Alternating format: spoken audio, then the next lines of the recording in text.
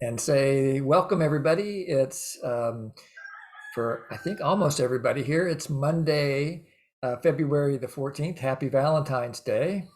And here in the United States, it's still February the 13th. And this is Jim Mansky with the first of three pod meetings this month. And I'm really curious to find out what I'll learn today. I realize that the reason that I do these classes is because it's fun for me, and I always end up learning something. And the topic today is creating a culture of feedback, or a feedback system that really works for everybody. Or I keep changing the title, but maybe you guys can help me get clear on the title by the end of it today. So I'm looking forward to that. And I will just say a few preliminary things that the topic has to do with feedback, and it's alive in me because I'm an assessor and I'm supposed to be giving feedback. And many of you are already registered as candidates, and you're supposed to be receiving feedback. And for some people, it's a really awful experience. And that's not the culture that I want to live in, especially in the NVC world. I want feedback to be a pleasure.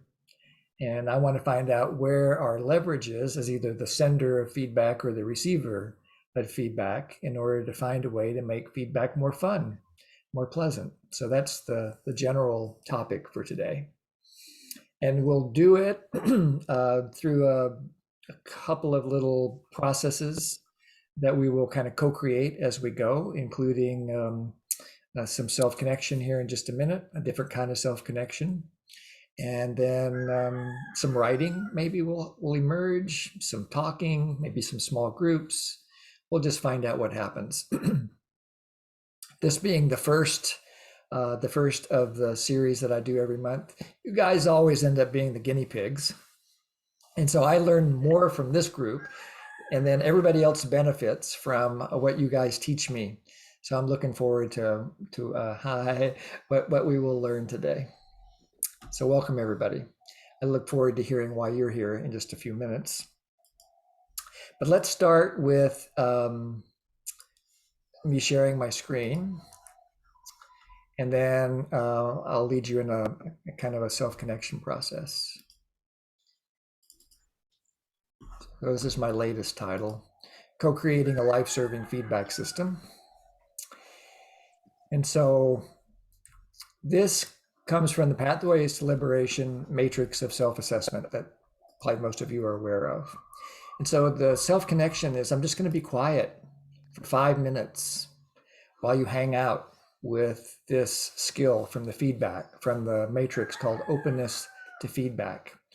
And you can read through it, you can do some writing about it, you can just do some contemplation, whatever, follow your own heart about how you would like to be with this skill set. And I'll set my timer for 5 minutes, and I'll do the same thing that I'm inviting you to do.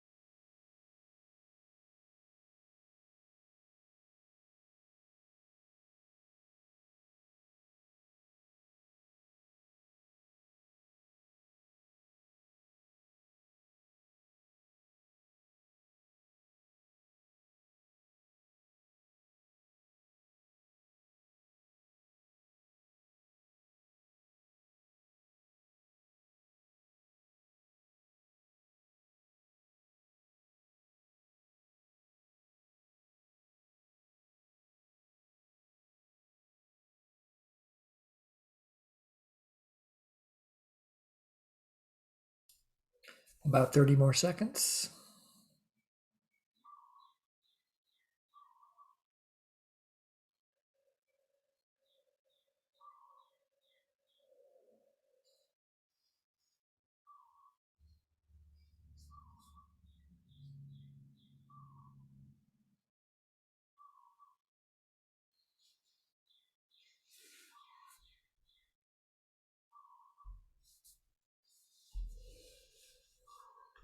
Okay.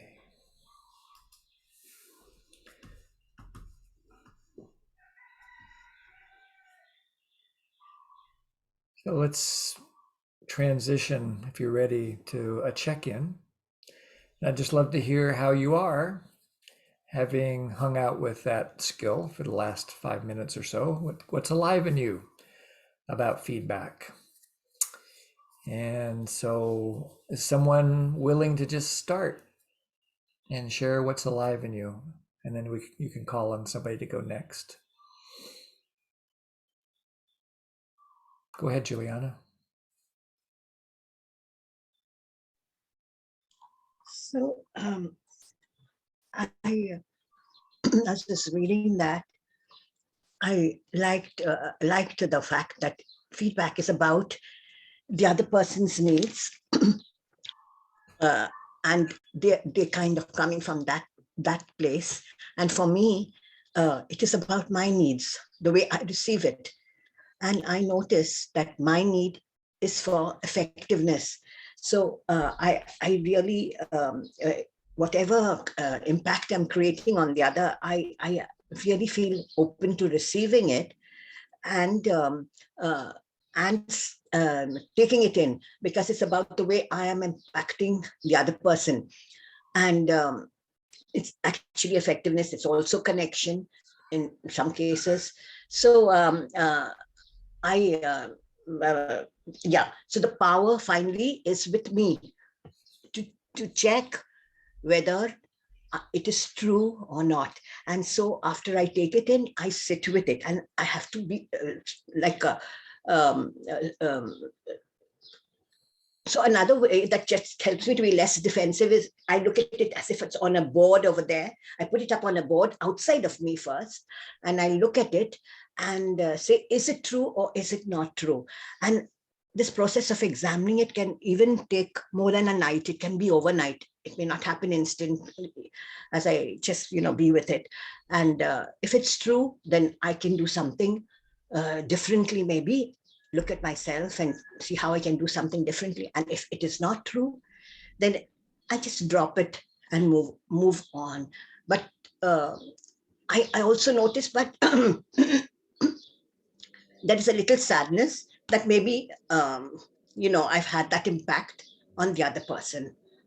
Yeah, and um, but I move on. Yeah, so that is what I wanted to share about as I was reading this, and this thing.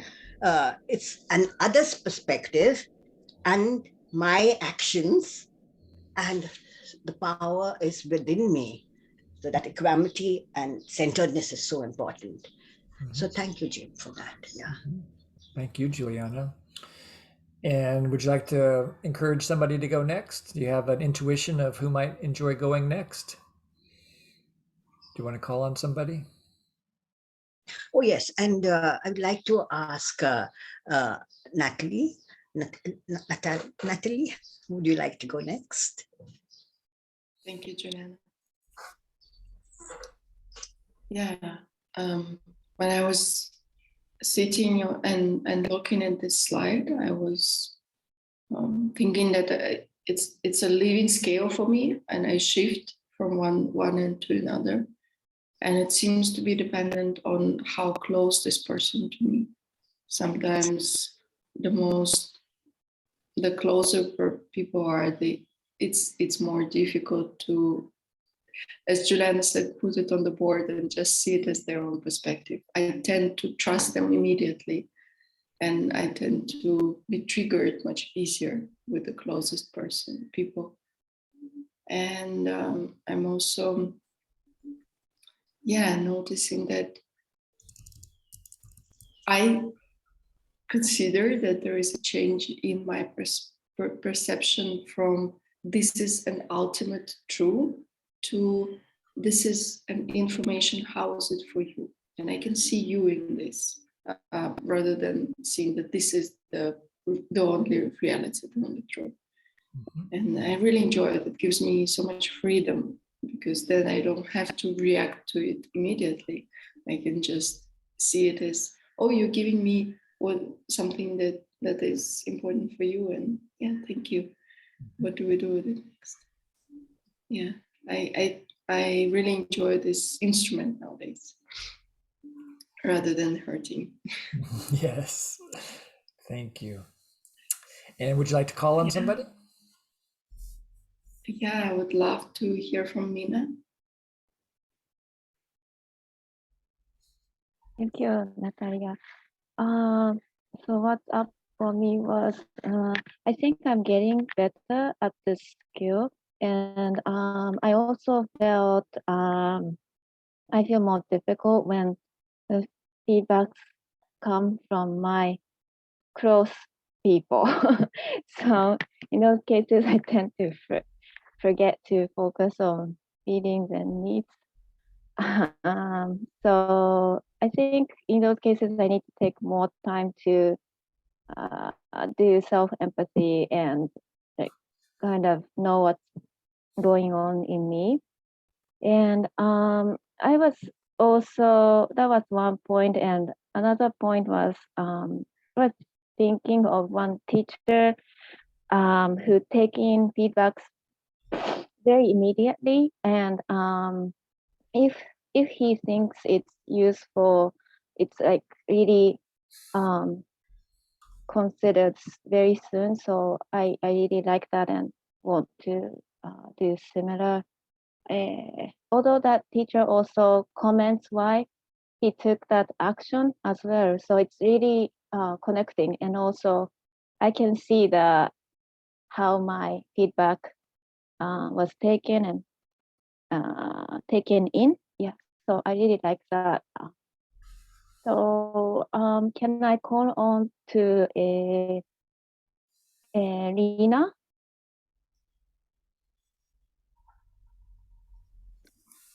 Hi, thank you, Mina. Yeah, I was thinking about all these things that Juliana, Natalia, and you shared were resonating. And I was also thinking about the basic needs in the environment, internally and externally, and like for the person giving feedback, what are the needs that they are hoping to meet? One is integrity, especially in the assessment, and another is contribution, contribution for my growth and also, connection. So sometimes in the feedback, as I'm processing, hard to hear feedback sometimes. Of course, it helps to know that it's about them. And how do I, and there is empathy, self-empathy, and some sense of, holding that person with care.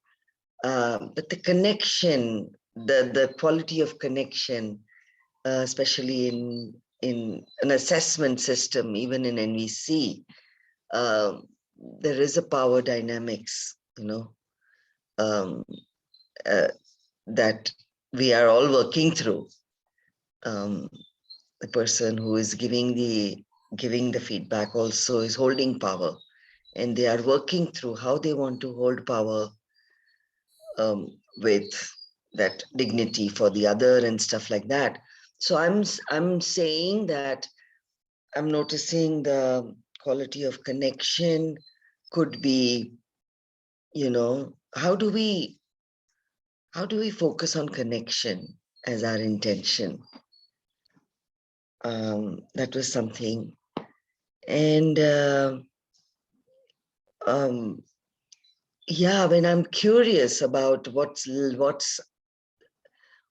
going on for the other person, I kind of, from my past, is there space to be curious so that I can receive, as Natalia said, the full information, that is valuable. It's an instrument of information.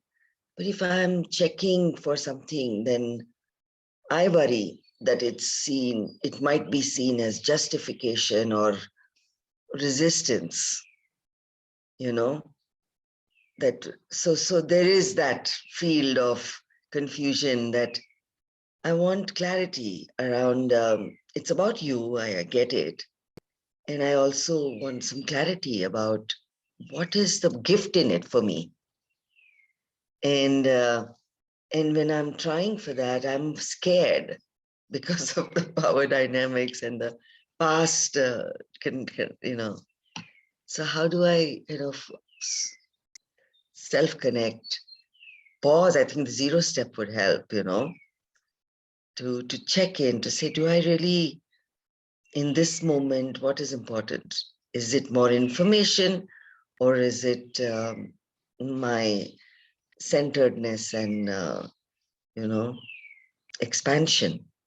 So yes, the body tells me a lot. Am I constricting or expanding in each moment? And the 0 step would help. Thank you. Thanks, Rena. And would you like to invite someone to go next? Yeah. Lisa. Hi, thank you, Rena. I appreciated you bringing up being afraid or being scared about feedback. And I was just beginning, I was going to write about each of those pieces, but in the time we had, I only wrote about the first one. And I like to think of myself as more than unskilled. But since I started there, what came up for me was how desperate I am sometimes to feel competent and to be acknowledged for the competence. And in that writing, it says that you're seeing the feedback as praise and or criticism. And I think that when I see it through that lens, it is scary. And there's a part of me that's also desperate to get it. Like, please tell me I've done something effective. Please tell me that my skills are building and so forth. And that's really all about me. That's not about the connection to the other person. And I have an ongoing practice of when I'm really noticing strong judgmental thoughts about another person, that if I have the time and the wherewithal, I really try to sit down and get clear with myself about what is it about their behavior that isn't meeting my needs? How can I express it from that point of view and not saying, well, they're just wrong. So it's that's an ongoing practice for me, and it's hard and it's worth it, and it takes time. But the clarity I get from it and the relief that I get from it, from this right, wrong, praise, criticism dynamic, is really gratifying. But it was very interesting for me in doing this writing to realize how much of that fear is there, and how much of it I just sort of realized in the writing is tied to old childhood patterns in my own family of whether there is acceptance and inclusion or exclusion and rejection. And so becoming aware of how it triggers that pattern in me is really useful. Yeah, thank you. A worthy deep dive. And I want to work on each of the following compartments. I just didn't have the time to do it. So that's kind of what came up for me. Thank you. Thank you, Lisa. And let me pass it to Minako. Thank you. I don't speak English. Chat in message. Okay. I'll read it for you. Yeah. Thank you. Oh, 長い long message. Sorry. No worries.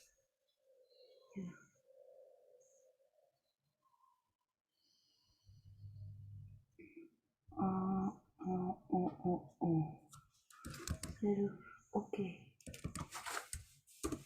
Good.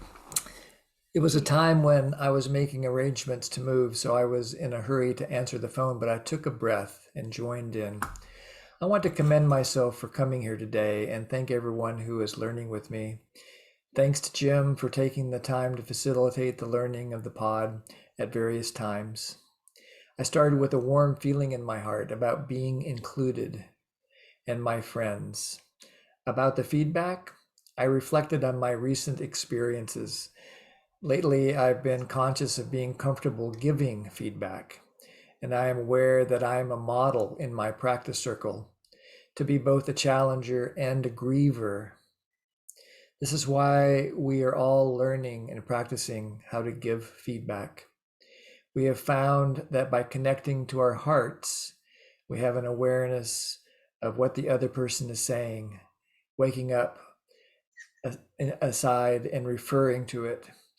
We also notice that sometimes when our energy is directed at the other person, we lack self-empathy. In order to check such a state of myself, feedback points me in the right direction. Connecting to the heart is the zero step itself.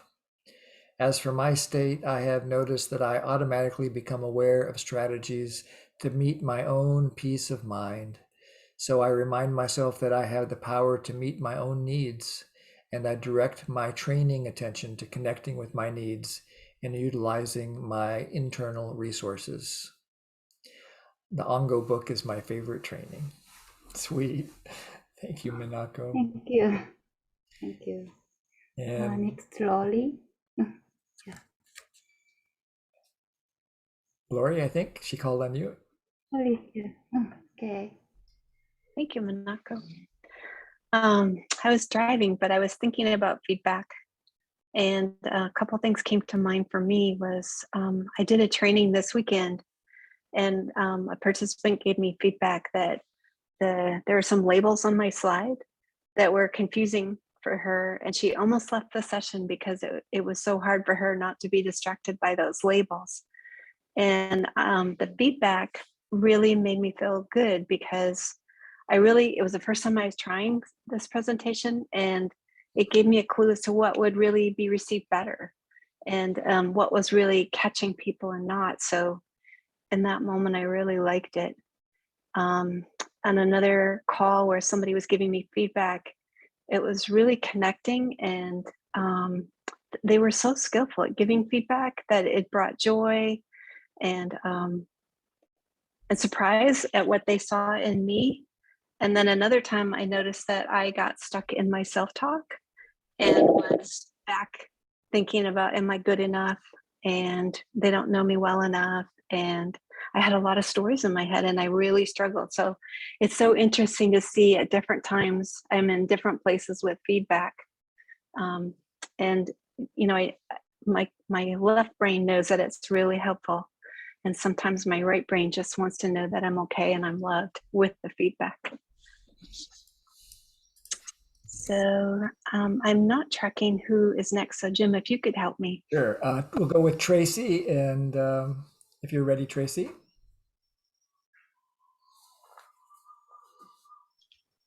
Thank you. What I wrote down was, it depends who the person is. That's with regards to feedback. How I'm feeling at the time, what my relationship is like with that person. Is it a known trigger? Depends on what their feedback is. And then I got a bit confused about me giving feedback. So what's my intention behind the feedback? But equally, that can be what's their intention behind the feedback.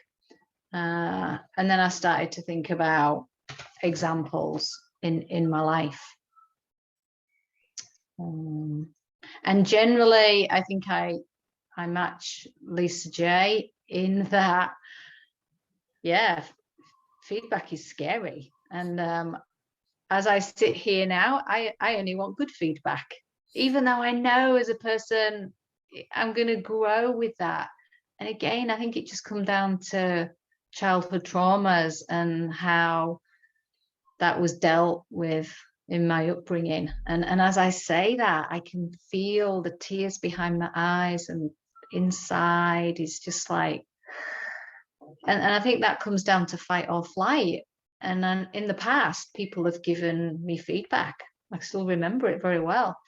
And I've left a Zoom meeting because I was just in flight or in freeze. And I would really like to get better at receiving it.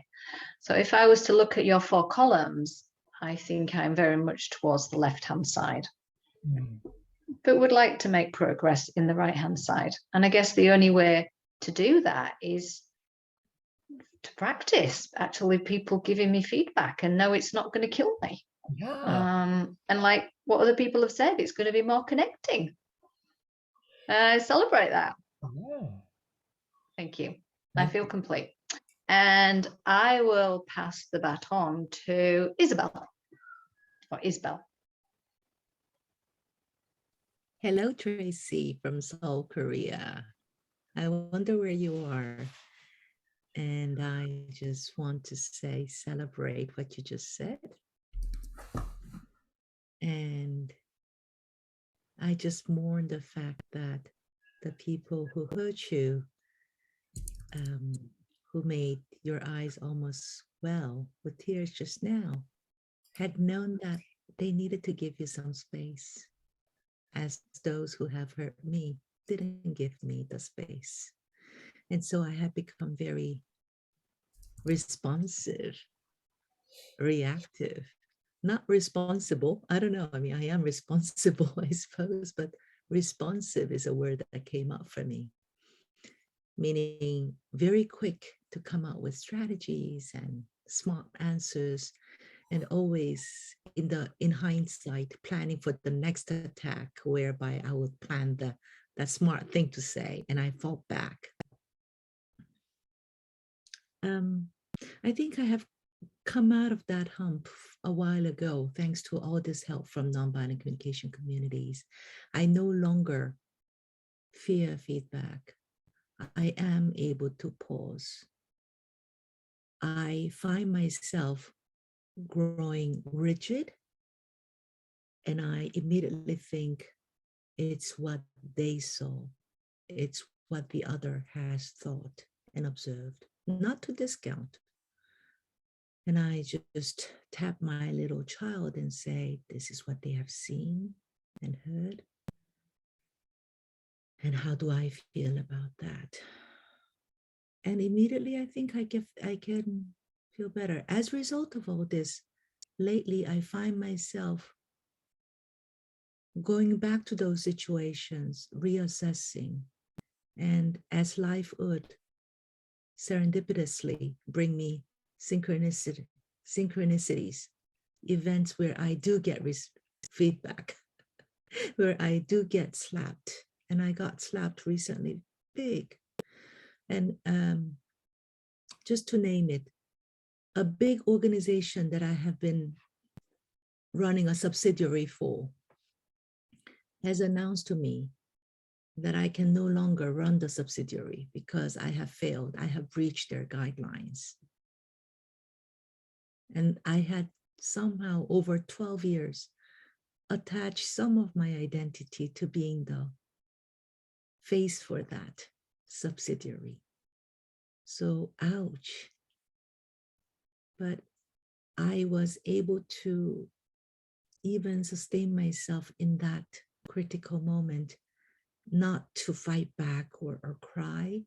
Instead, I used my articulate speech, which I am using now when I am tense, to speak at this speed, and asked, how does it serve the community for them to get rid of this subsidiary? Is this a control, or is this a punitive measure so that I would learn my lesson? What is their intention, basically? And that opened up a whole discussion that is now shaking the whole entire organization, starting from the founder. And we are on the way to maybe making everything better. And it doesn't matter anymore whether I get to hold a subsidiary or not. So you see, feedback, what I have written, my definition is feedback is the unraveling of another person's perspective, viewpoint, which offers potential to change the future.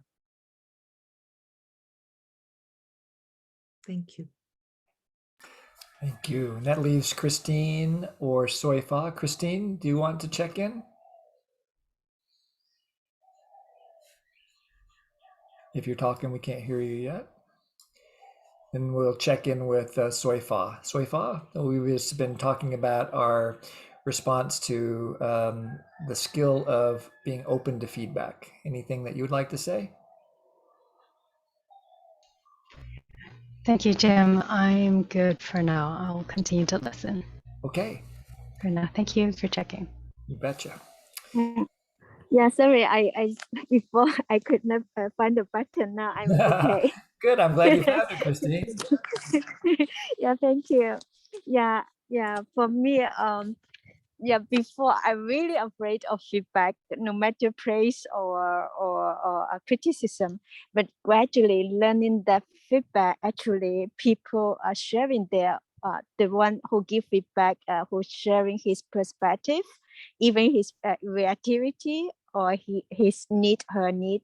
So then with this kind of perspective, it brings me liberation. I'm not afraid of anymore about this. But at the same time, for me, that this message gave me more consciousness about, when I share, I really check what is happening inside me. Yeah, my feelings and needs. So that is about the focus on the needs inside me.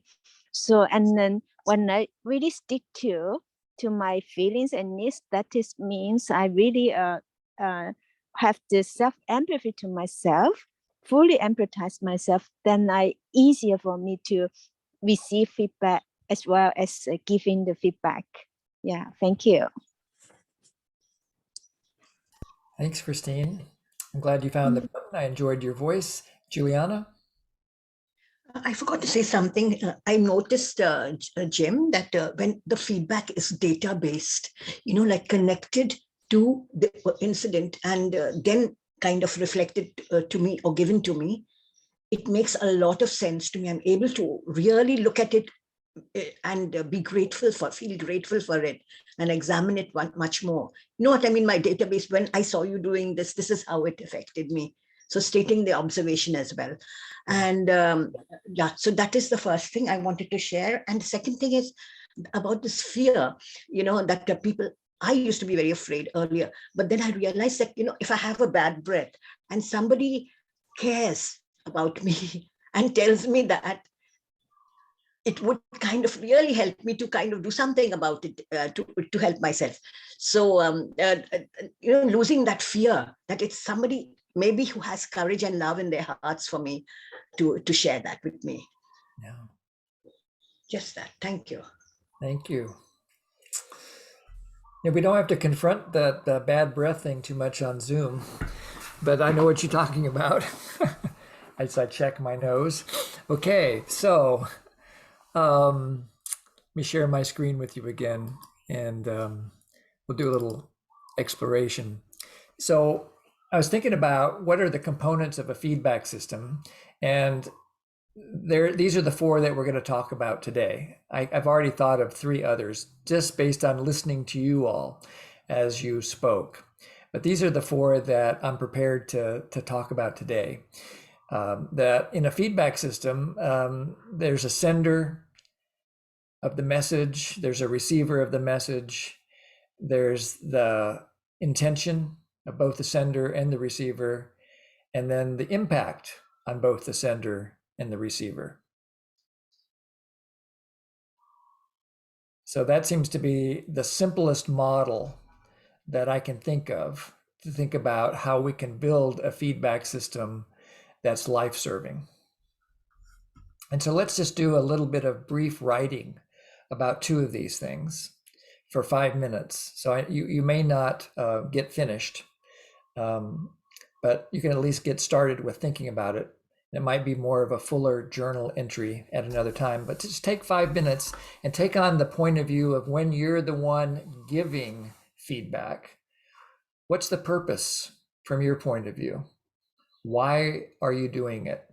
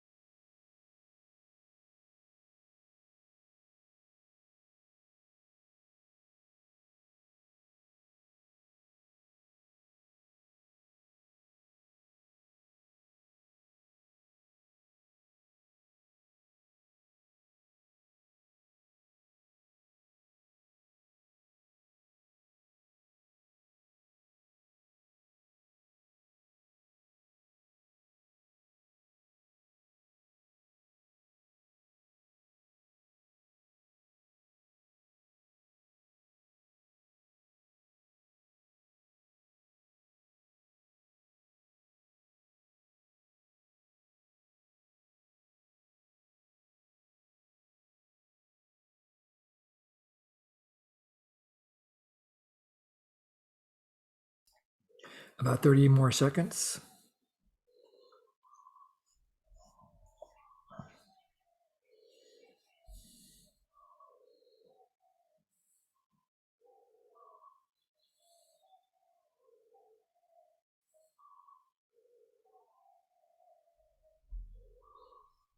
And then when you're ready, you can switch the roles and imagine from the point of view of the receiver, what's the purpose of feedback?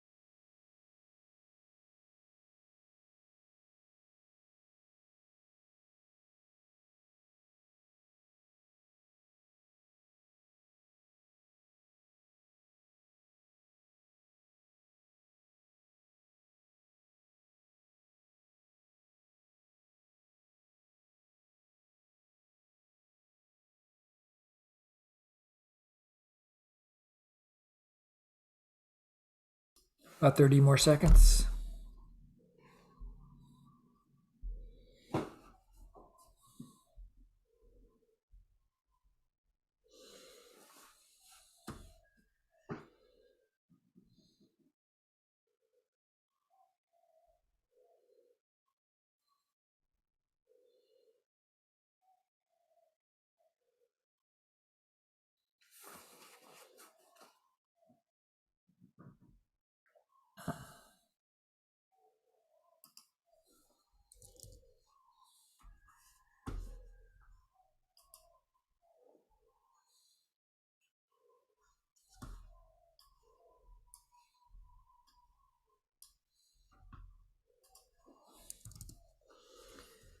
So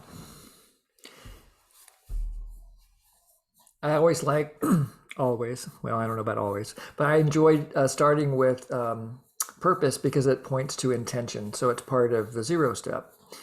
And so I just like reminding myself whenever I dive into any topic about NVC or anything else to get clear on why I'm doing it, either as when I'm in the position of the trainer. In this case, I'm the sender of the information in this moment, and then when I shift and become the receiver, to just keep reminding myself to clarify my intention, make sure that I'm aligned with my needs from moment to moment. So we just set that will work aside for the moment, because I think it's basically the purpose of that was to set a foundation for the rest of the exploration.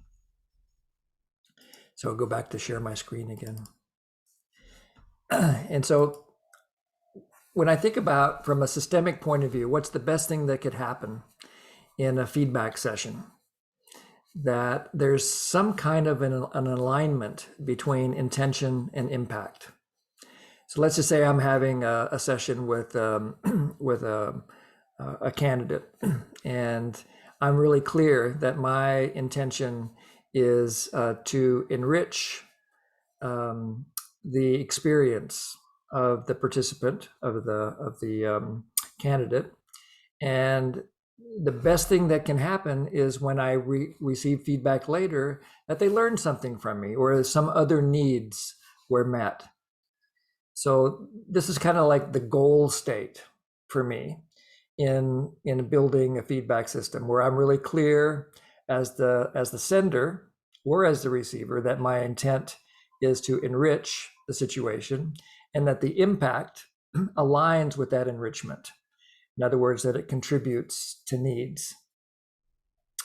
And so the opposite of that would be looking at it from the point of view of the receiver. And this is why I think so many people reported in the check-in challenges with feedback, because we've all had this experience in our life where we sense that the intent of the sender was to punish us. They were going to scold us, let us know what we'd done wrong. They were going to fire us. They were going to deprive us of something. So the intention was to punish, and the impact on us was pain. I imagine it also has an impact on the sender as well. That's ultimately unpleasant, even though there might be a rush of some sort of adrenaline or something in the initial stages. But over the long term, I think it's pretty clear that punitive behavior harms everybody involved.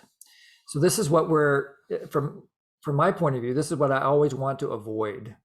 So before I give feedback, I want to make sure that I do the best I can to get clear on whether or not there's an urge to punish. And if there is, to avoid giving feedback until I get enough empathy or self-empathy in order to get reconnected to the other intention that's much more life-serving. Because I don't want to have this impact. Because ultimately, now back to the systemic point of view, if I have an intent to punish and I actually achieve my goal and the other person feels pain, we're both going to end up paying eventually. It might be a long-term kind of impact to the system, but eventually everybody's going to pay. And I think we can kind of see the results if we read the newspaper just about on any particular day, that when there's an intent to punish and the impact is pain, then everybody in the system suffers. So then to move towards what we can do about it when we're the receiver, even if the intent of the sender is to punish, we can change everything potentially by doing what I heard several people mention in the check-in, that they take the painful feedback and they learn something from it. So we have basically taken the power away from the sender. They had this intention to punish. We didn't take it. We didn't buy into that intention. We stayed clear on what our needs were, that we really wanted to learn something from the feedback. So the best example I can think of from my own life hasn't anything to do with NVC, but it was a situation, kind of a mentoring situation. I had a boss, and I was pretty young. I was in my 30s, maybe late 20s, and it was one of my first jobs. And the boss, it was just two of us in the store. I was a wood stove salesman at the time, and the boss left the store, leaving me in charge. And so I thought, wow, there's no customers, things are pretty much, he didn't tell me to do anything. So I've got freedom. And so I pulled out a book that I had in my backpack, and I put my feet up on the desk, and I was prepared to answer the phone if anybody rang. I was prepared to get up and help a customer, but this was the slow season. And so I just enjoyed reading the book until the boss came in. And the boss saw that I was basically being paid to read, and he didn't like it, and he let me know. And he did it in such a way that I don't know whether his intent was to punish, because you never really know what another person's intent is. But I experienced it as punishment. And he said something like, I'm very disappointed in you. You should be ashamed of yourself. Here you are, I'm responsible for tracking your hours, and you're here just relaxing, and there's plenty of things that you could have found to do. Blah, blah, blah, blah, blah. He went on for a good 5 or 10 minutes reading me the riot act. And I took it in, and it hurt. Temporarily, it really hurt. But his words is not what hurt me. What hurt me was how he was reminding me that I was not in alignment with my own values. I actually agreed with his feedback in this case. I was maybe he had the judgment that I was taking advantage of the situation and paying attention only to my own needs in NVC terms, without really attending to the needs of the whole system in terms of the well-being of the store. I could have been calling customers. I could have been dusting. I could have been vacuuming. There's 1,000 things I could have done. So I really took that in. So now here it is, probably 35 years later, and it still lives in me. And it helped, I learned that I want my actions in whatever situation I'm in to align with my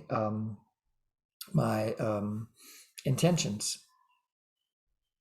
So take a moment for yourself and write down an observation where you sense that the intent of the other person was to punish you, but you turned it around somehow. You actually learned something from that painful event. What happened and what did you learn? And again, I'll be quiet for 5 minutes while you contemplate it or write about it.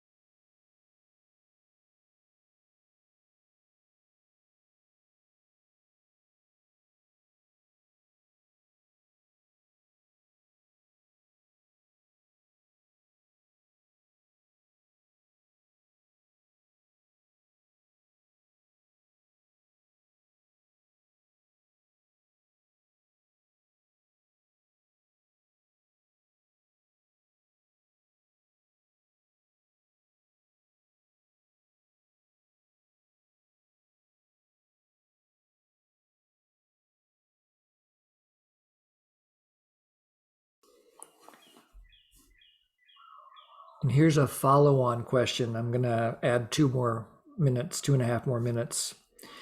How did you do that?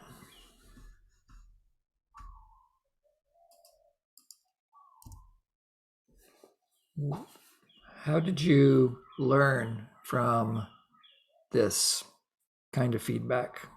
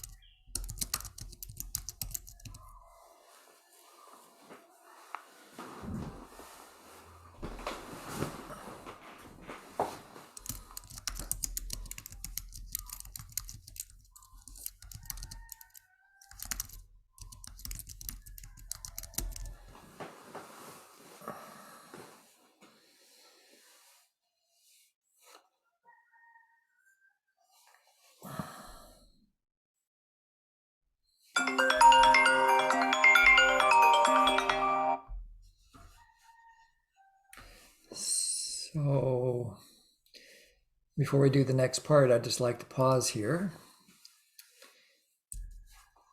and get some feedback. I'd like to hear from 2 or 3 people about what this part was like for you.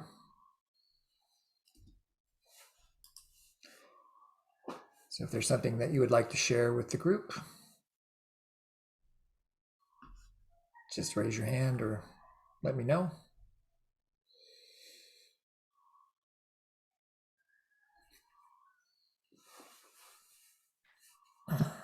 Yeah, Mina. This was difficult for me, as Tracy wrote.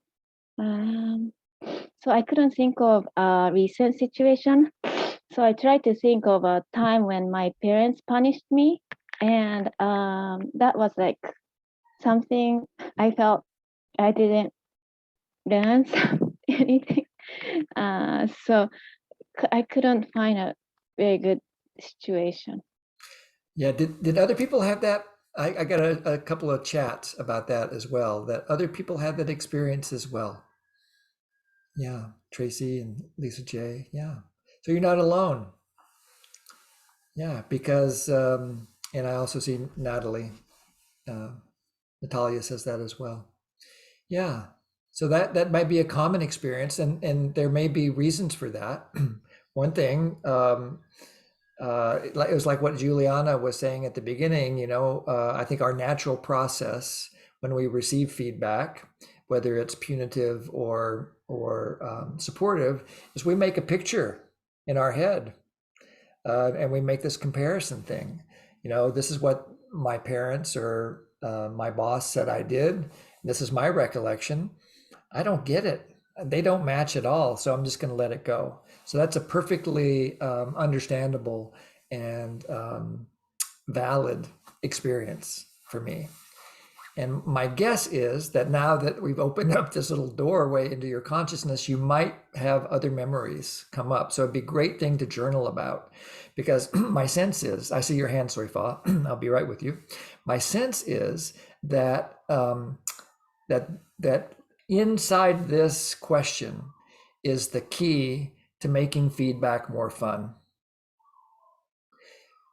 Because I think we think that that when people are giving us feedback, because of our experience in childhood, especially in school, that it's punitive, and we shut down in the face of punishment. We try to protect ourselves. We try to leave. We dissociate. We try to get away from it. Some other thing, try to hide from it. But when we can figure out how to turn it around and say, is there something here for me? Anything, maybe even the only thing that I like, one of the things I took away from that experience with my boss is I don't ever want to treat an employee the way that he treated me, because I could see the harm, at least the potential harm. Why would I ever want to do that to a human being? That is not in my integrity.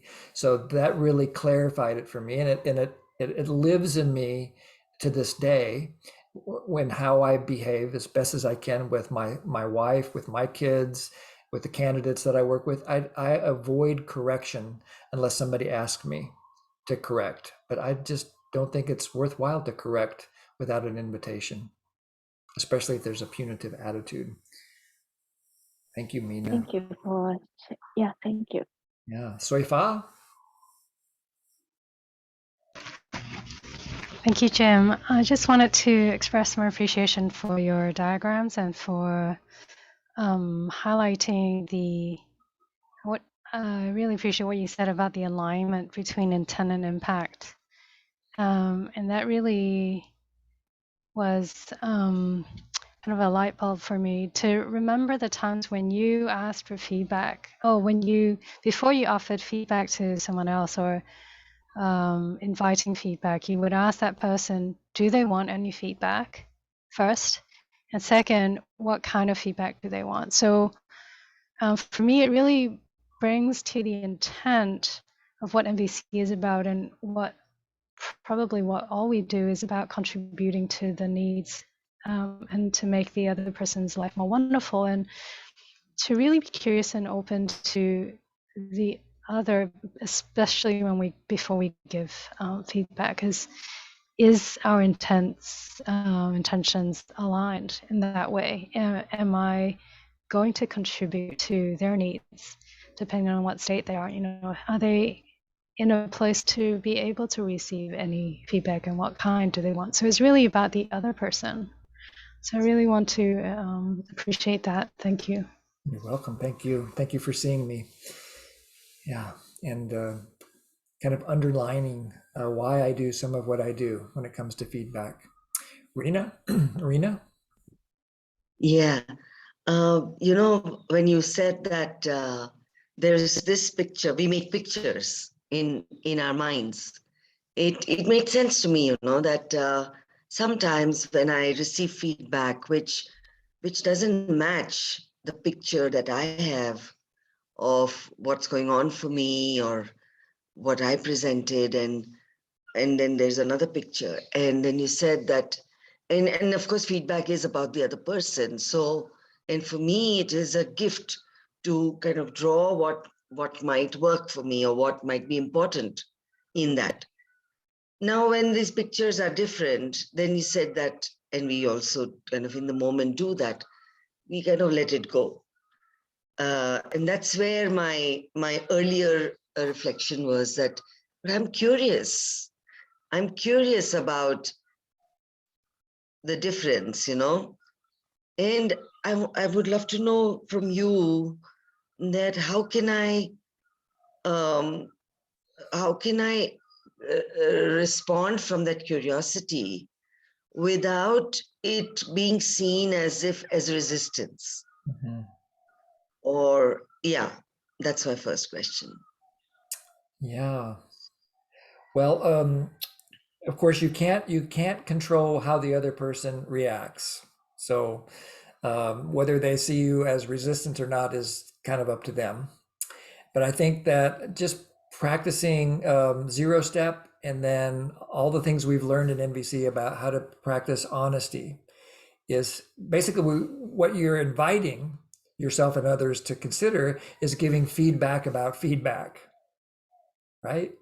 And so I would probably, the way to make it seem less resistant is to start with an invitation. Would you like to receive some feedback about what this was like for me to receive?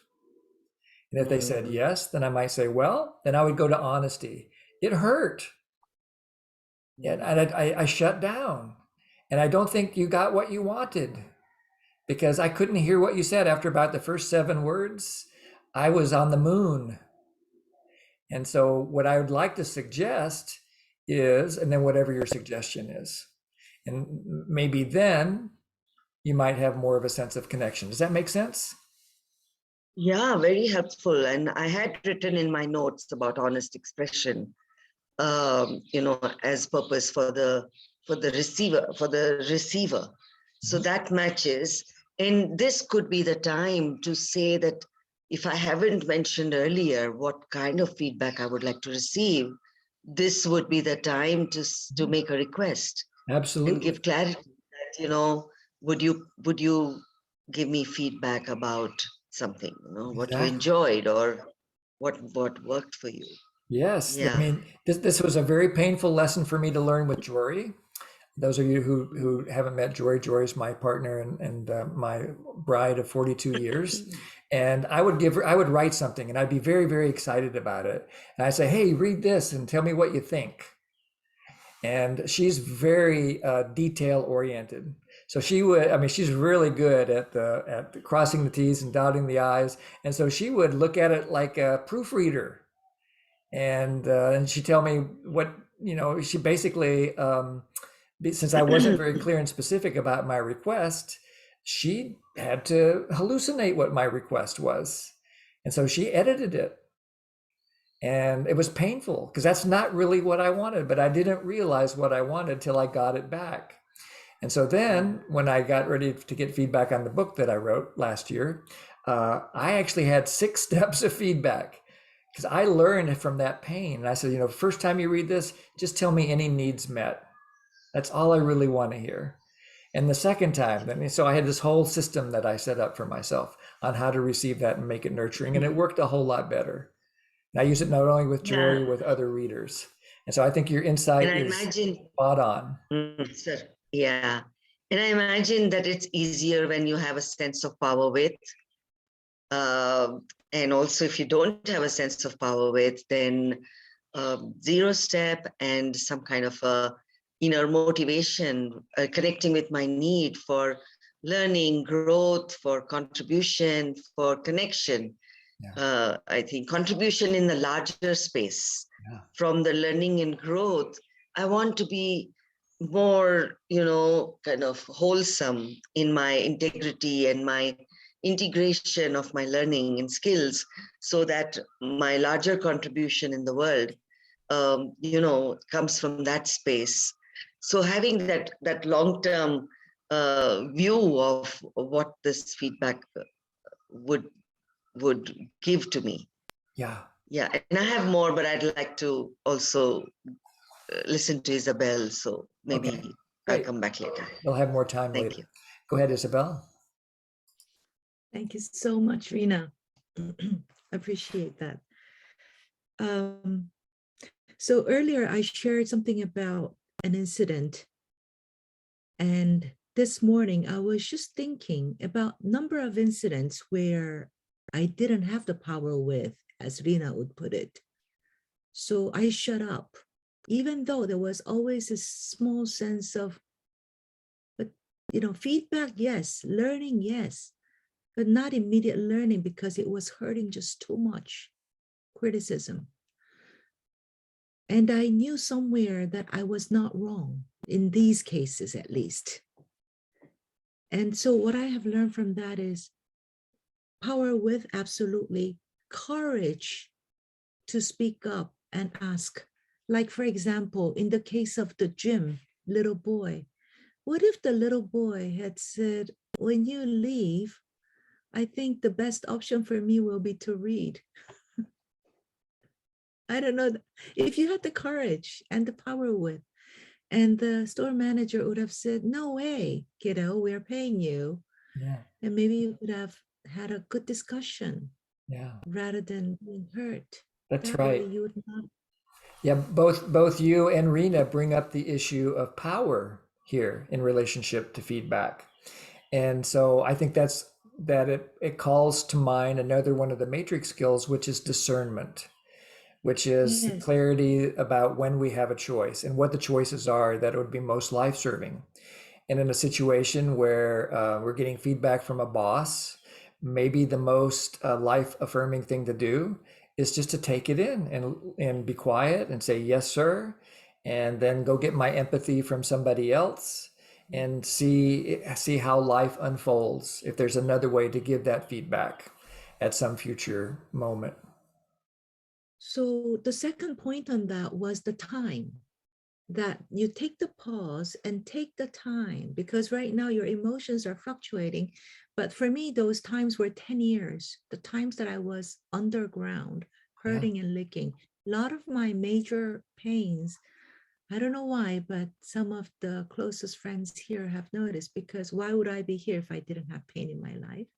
Yeah. And now I'm looking back at them and aligning with my values and realizing there was nothing really wrong. I mean, it's not to say I'm not culpable, but what I did wrong was I didn't have the courage to speak up. Yeah. At a time when organizations were dissolving and things were breaking down, my world was breaking down. Yeah. I didn't know better. I wasn't able to discern. And so some very cherished organization disappeared because I didn't speak up. I was the vice president. Yeah. And I'm at the brink of now having another thing that's important to me dissolved. Right. This time, I took the time and I spoke about it. So I'm having that moment of learning despite. And this is what I wanted to share. The Thank you. courage, time, vulnerability, and what Rena has just shared as well. Yes. Thank you. Yeah, I'm in harmony with all that. And I would just add one other little piece to it, which is to have compassion for why you didn't speak up before. That you chose not to speak up for a good reason. And it might have been trauma, it might have been fear, it might have been who knows what it was. But in the moment that you chose not to, you chose not to. And there's nothing wrong with that. You didn't do anything wrong. Yeah. Thank you. Yeah, that's why it took me so long, 10 years of a lot of work on that. Yeah. It takes as long as it takes sometimes, doesn't it? Yeah. Thank you. Yeah. And we'll finish this round with Lisa J.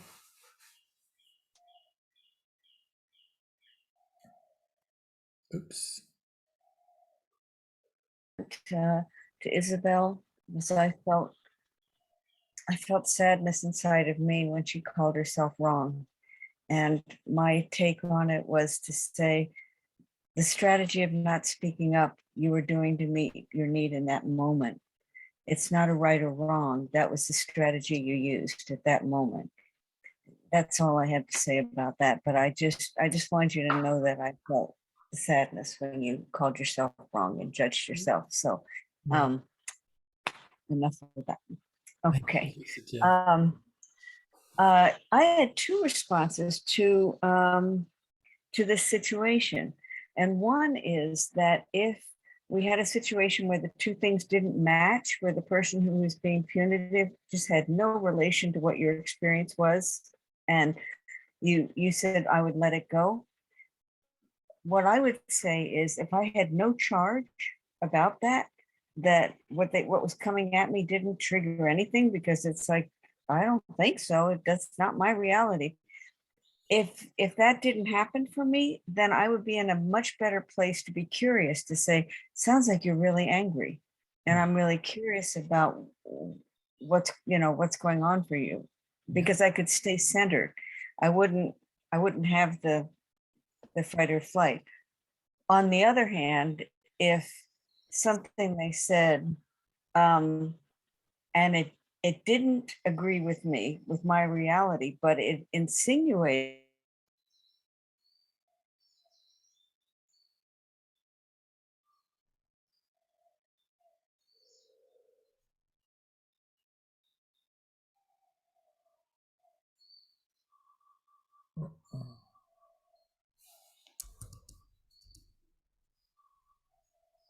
so to speak. Like if somebody would accuse me of doing something because of XYZ, and I get incensed about that, then I've got an awareness now about why that has some charge for me. Yeah. And totally unrelated to what this person's saying, that gives me something to go home and reflect about, to say, why did that hit me so hard? You know, and you may not have the capacity. I wouldn't have the capacity at that point. It would be really hard to, I mean, I had something recently where somebody came into my office really angry and said a lot of things that were brand new to me, to the point where tears were coming in my eyes. And I finally said to her, you know, I'm on the edge of tears right now. I need a break. And she was, well, tears are good, you know. And I'm like, it was so hard to find.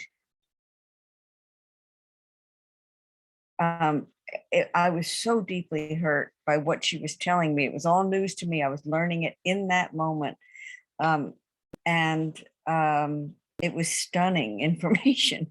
And she wouldn't leave. She wouldn't go away. So it was.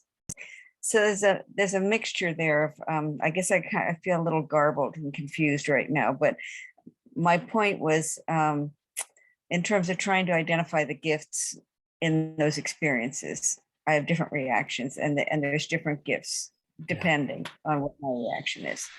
Okay, feels like a lot. It does. There's a lot to process here because this is really deep stuff for all of us. And I just want to end this section with advice I hear over and over again from Marshall, is that his advice is, he's a master of brevity.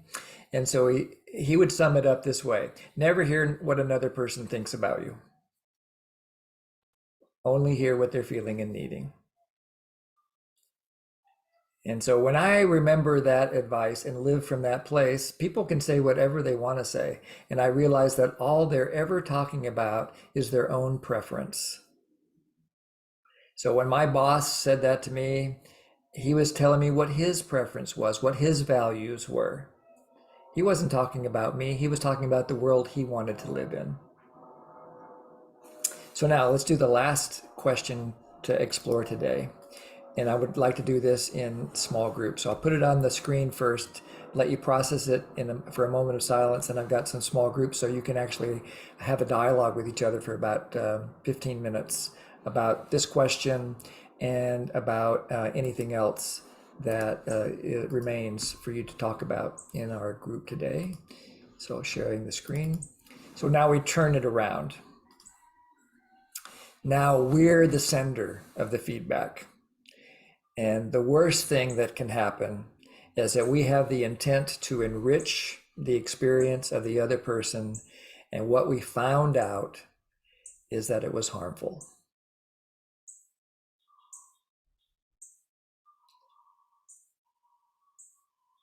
So I'll just be quiet for 1 minute while you connect with maybe a time when this has happened to you, when you were the sender, you had the intent to enrich, and what happened was the other person let you know that it hurt.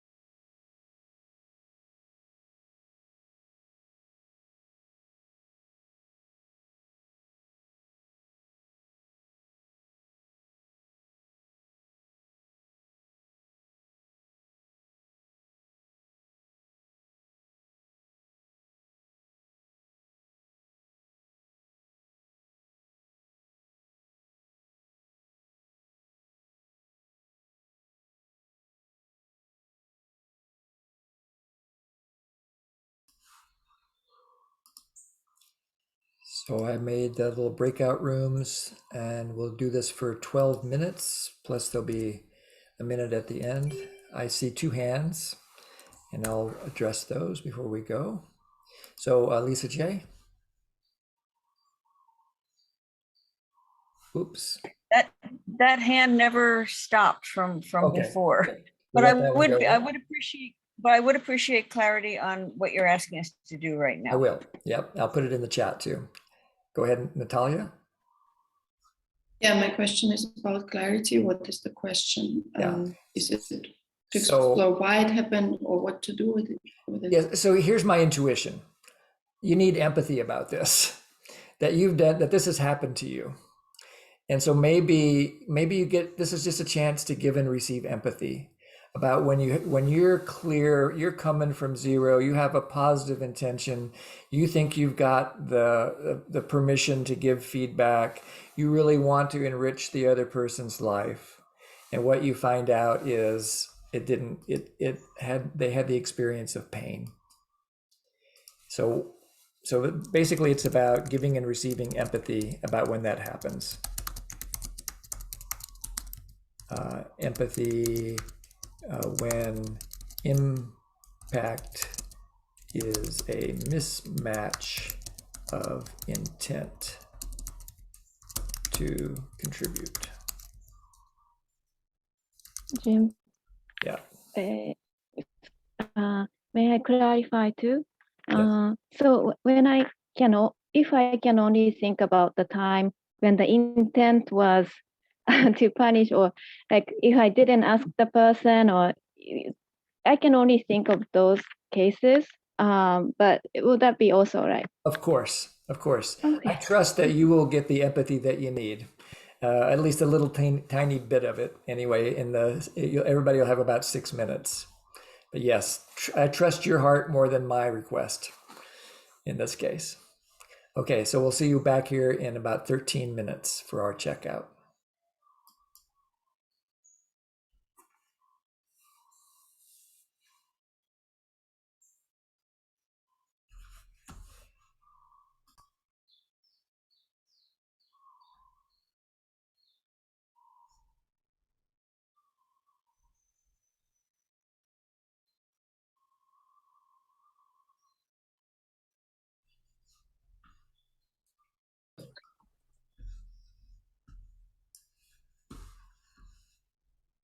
I imagine that interrupted some of you right in the middle of something juicy. So I regret that. So we have about 12 minutes left to check out. So take about 30 seconds and decide what you want to share as feedback for me about either something that was meaningful to you today, or feedback about how I can make this more effective next time I offer it. So either what you found meaningful or what advice you have for me. I'll be quiet for 30 seconds.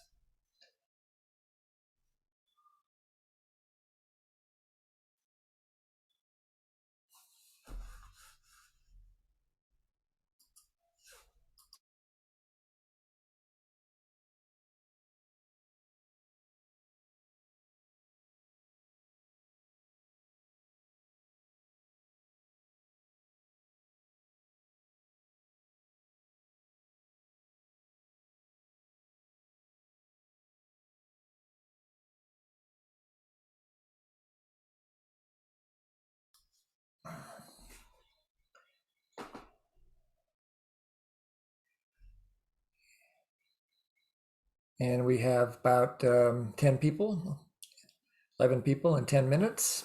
So just to protect your time, try to keep it down to about a minute. And whoever wants to start can start. And then you can call on the next person. Go ahead, Natalia. Thank you, Jim. Yeah, I really appreciated this session. It was quite insightful for me, and it was I really enjoyed the 4 colors that you showed. It was very visual, and it allowed me to create this matrix of like intention and response. So that was really valuable for me.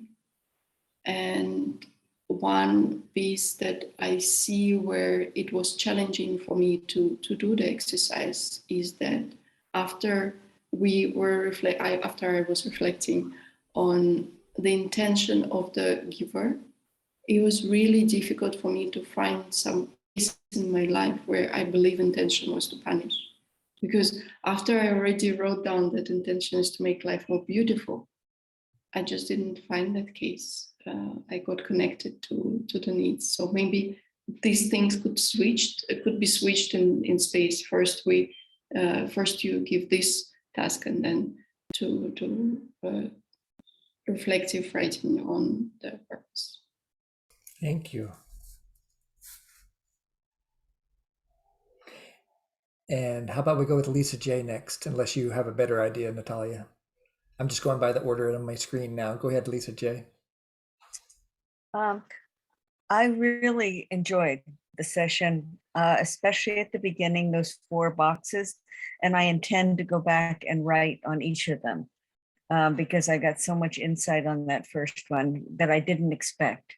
So that was really helpful. I also really liked this intent versus impact, and really thinking about those situations. It created a lot of reflective behavior in me, and I appreciate that. The place where I could have used more clarity was on the directions of what we were supposed to do. I found myself confused often. Like the first one was right on 2 of them, and I thought, oh well, of this 4, I'll just pick 2 of these categories, and then after the exercise was over, it was clear I was supposed to have been doing it from the sender and the intention. So if I could just get the specifics of what I'm supposed to focus on, that would help.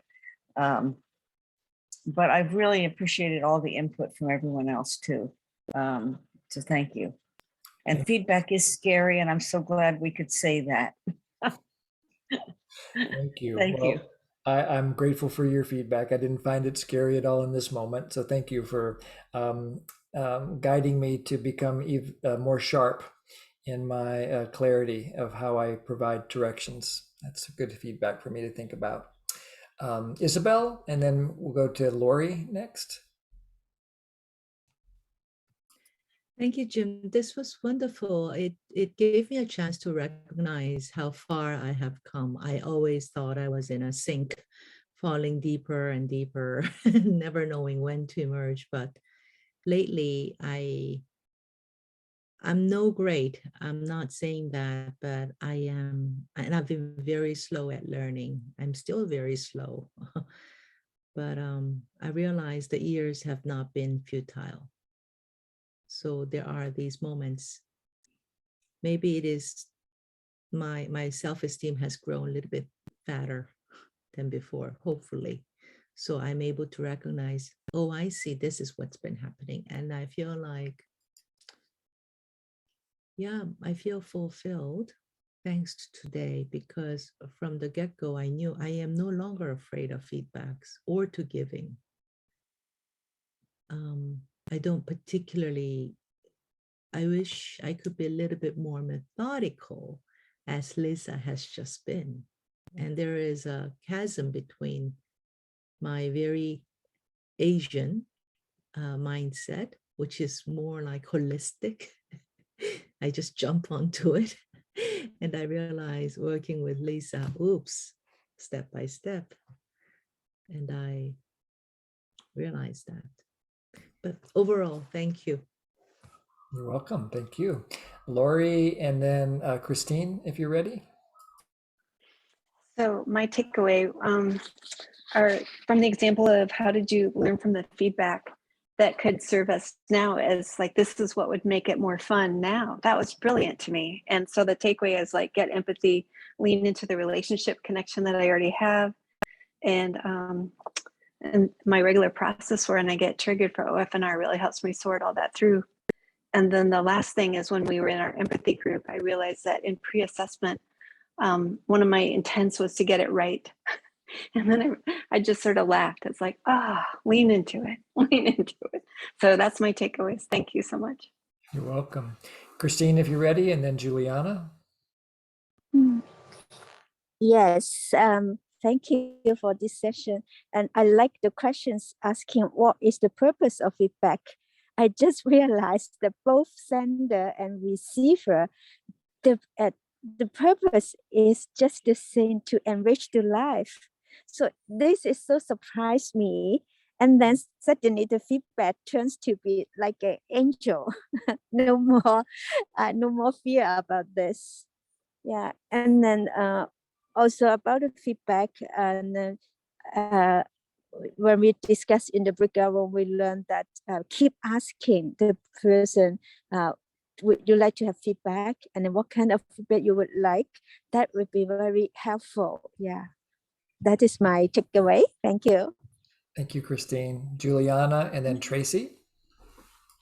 Yeah, so thank you so much, Jim, for this deep learning exposition on feedback. And it was more also so experiential for me. And the last exploration that we did, what I just want to share what came up, just 3 points. Share needs met first. When you're giving feedback, that helps to just open the person's heart. And second thing is that we are all wounded people. And many times when these wounds come from childhood, and then there are patterns of behavior, especially if we have not worked through them and healed ourselves of that pain, then even as grown-ups, we are so insensitive and we keep inflicting pain. So when I receive a painful feedback, I sometimes just open my heart in understanding with this guess that maybe that person has wounds of their own that need to be healed. And this can happen even with assessors and people, who have not maybe, or trainers, certified trainers. I have experienced these painful moments, and yeah. And then I'm not talking about you, Jim, please, you're my assessor. And I so value you. I can't explain your sensitivity. I so value it. Yeah, it's really a role model for me in that. And and the third thing I learned is that we always have in this whole thing dynamics of power. When I connect with power within me, then I have the power and the quality to really enrich that situation and the life, the interaction that is happening in that situation for myself as well as for the other person. Thank you so much. Thank you. Thank you, Juliana.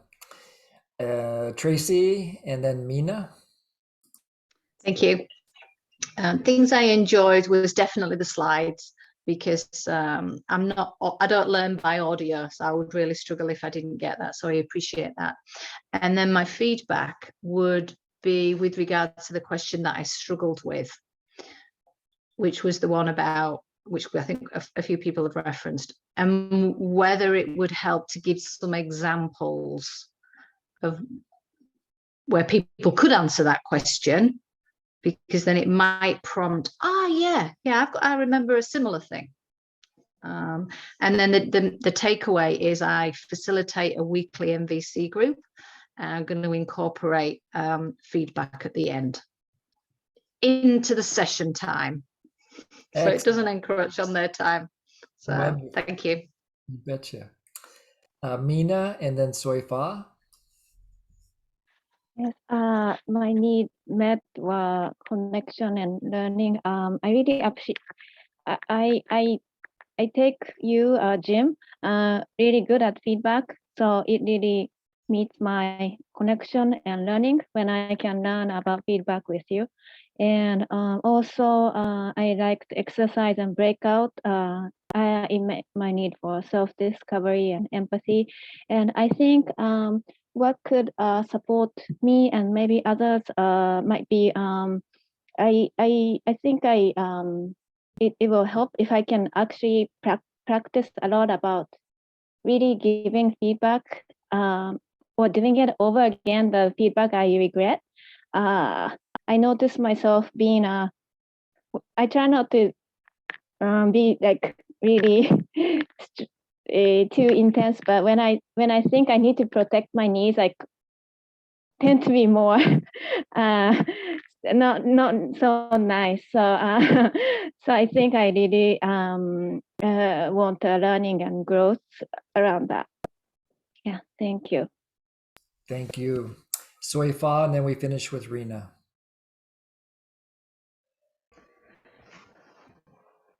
Thank you. I have two takeaways. One is what Christine was sharing about being, what came to me was we need to be exquisitely gentle and careful when we if we are offering feedback, and to remember that we're all wounded and unhealed from past traumas and hurt. And so to hold that as we give feedback. And the second takeaway is an analogy of, it's like offering feedback is like offering another a dish or a food. But first we check, are they hungry? Are they thirsty? And if so, what kind, what is their preference? What are they hungry for or thirsty for at that moment? Because we're different at different times. So just to, again, bring that exquisite gentleness and sensitivity, just because we're all, wounded. Thank you. Needs met where clarity, learning, connection, understanding. Thank you, Jen. Thank you, everyone. You. Your feedback made my mouth water. Rena?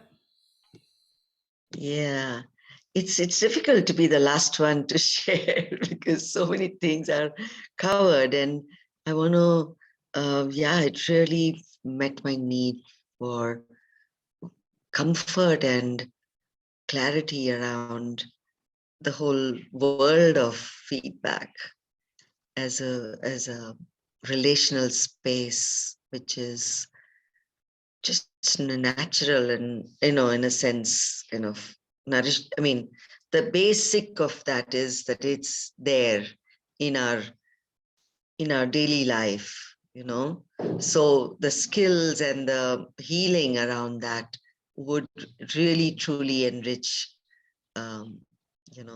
so that's one. And specific feedback to you, Jim, is around that question of exploring something when you felt punished. The intention of the other person was to punish. I mean, I found two things to respond. I mean, two things to explore. And I would have liked it. For me, it was like they didn't want to punish me, but I could imagine that they wanted to hurt me or harm me, for some resentment that they held, against me. So those words might help unpack. I know for the presentation, that punish and harm make sense, but to expand it a little bit, with, is there resentment, grudge? Does somebody maybe want to harm you, hurt you? Thank you. Because we do want to hurt someone because we are hurting. Yes. So I get the it. human kind of reality. Yeah. So thank you so much. You're very welcome. Learned a lot. Thank you all very much. I really enjoyed it.